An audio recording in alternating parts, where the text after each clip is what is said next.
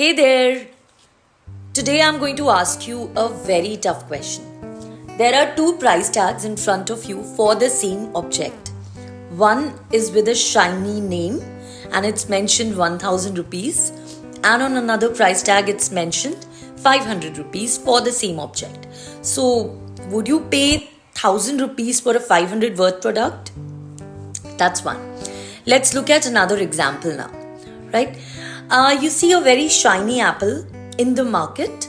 It's worth 100 rupees. Will you just pick it up, or you look into the freshness, the quality, the weight of that particular apple before picking it up? Because when you look at all three parameters, the actual price of that apple is 70 rupees.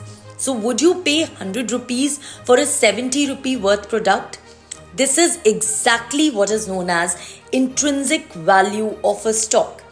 When you look for stock, or you go for stock hunting, or you pick up any mutual fund which is list of or a basket of stocks, you must consider what is the real worth of that stock.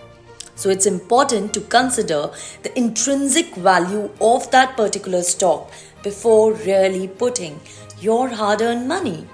Pick stocks by looking at their metrics first. Look at their earnings, cash flows, what are the assets, right? Because together they form a value meter. They come together as value meter.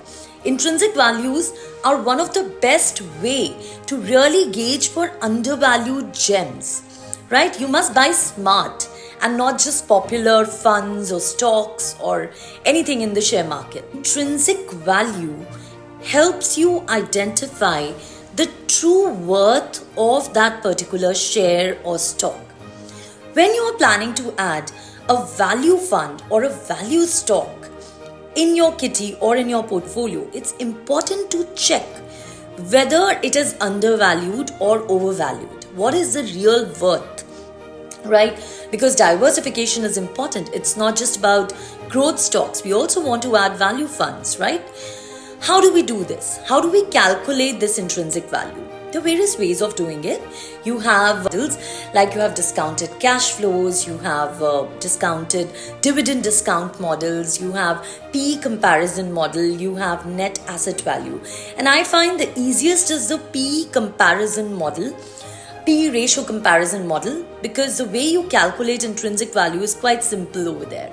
It's just your earnings per share gets multiplied with the industry average P ratio, and whatever is the value is the intrinsic value of that particular stock. Now, if the current stock price or the share price is lesser than the intrinsic value, then the stock is undervalued and it's a good buy or a good pick. So, next time you go for a stock hunting, please do pick right value fund by calculating the intrinsic value of that stock.